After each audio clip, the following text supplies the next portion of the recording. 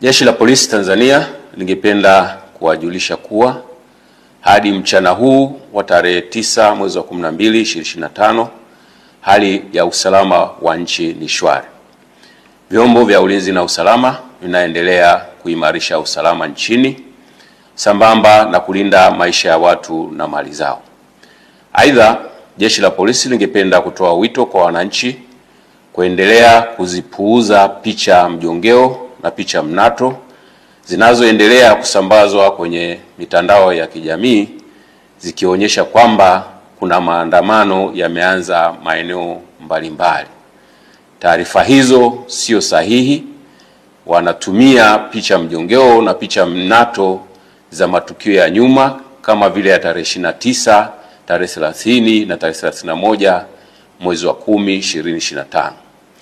Sambamba na hilo, wenye nia ovu wanaendelea kutumia picha mjongeo za matukio ya nyuma. Kwa mfano, kuna tukio la Juni 2025 ambalo kabila la Wamasai walikuwa wanafanya sherehe zao za jando katika msitu wa Tanapa, lakini imesambazwa kwenye mitandao ya kijamii ikionyesha kwamba Wamasai wameanza kudai haki zao huko jijini Arusha.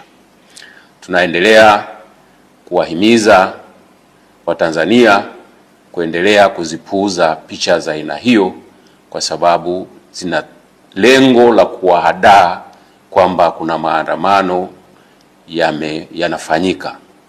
Ikumbukwe kwamba maandamano hayo ambayo yalikuwa yanapewa jina la maandamano ya amani yasiyo na kikomo yalipigwa marufuku toka tarehe 5 mwezi wa 12 2025 kwa sababu hayajakidhi matakwa ya kisheria ikiwepo sheria mama, yani Katiba ya Jamhuri ya Muungano wa Tanzania ya mwaka 1977 na sheria ya polisi na polisi wasaidizi sura 322.